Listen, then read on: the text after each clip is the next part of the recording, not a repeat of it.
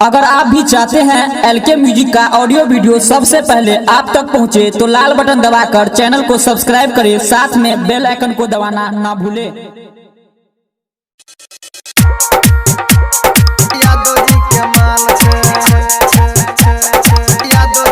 अभी आप सुन रहे हैं ललित रिकॉर्डिंग स्टूडियो अलीचक से।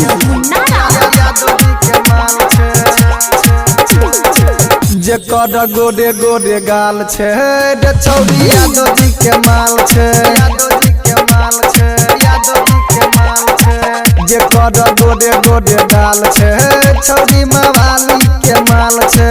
देखे में छौरी लागे बहुते हसीन रे, मुँह छे गोड खाली कारी ओकर बाल छे।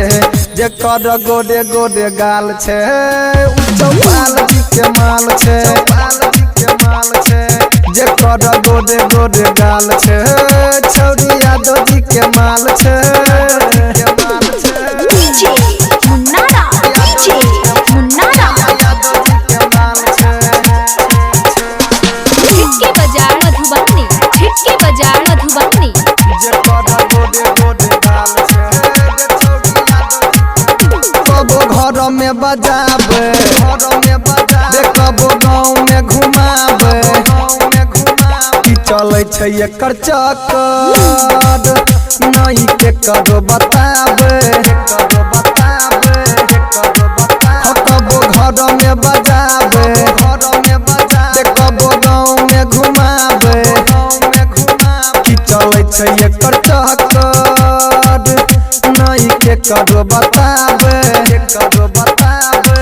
ओकरे फेरा में खेत बेच देलकै, मंडल जी देखियो करेला बेहाल छे।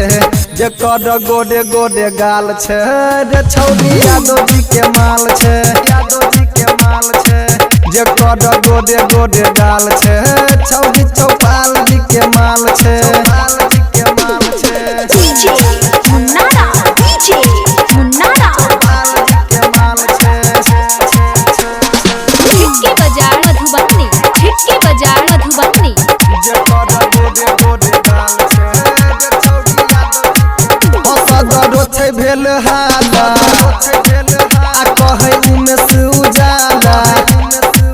मवाली मुकेश देखलके संगे सूर्या डीजे वाला, सूर्या डीजे वाला, सूर्या डीजे वाला। हसदरो छे भेल हाला, कहे गंगा उजाला, गंगा उजाला। मवाली मुकेश देखलके संगे सूर्या डीजे वाला, सूर्या डीजे वाला।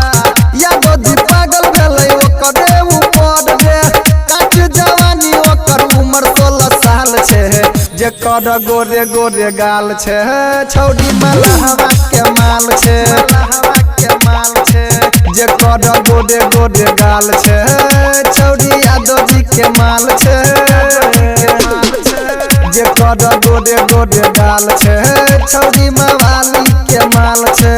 देखे में छौरी लागे बहुते हसीन रे, मुँह छे गोड खाली कारी ओकर बाल छे। जेकर गोडे गोडे गाल छे चौपाल जी के माल छे, चौपाल जी के माल छे। जेकर गोडे गोडे गाल छे छौरी यादव जी के अभी माल आप सुन रहे छे। हैं ललित रिकॉर्डिंग स्टूडियो अलीचक से।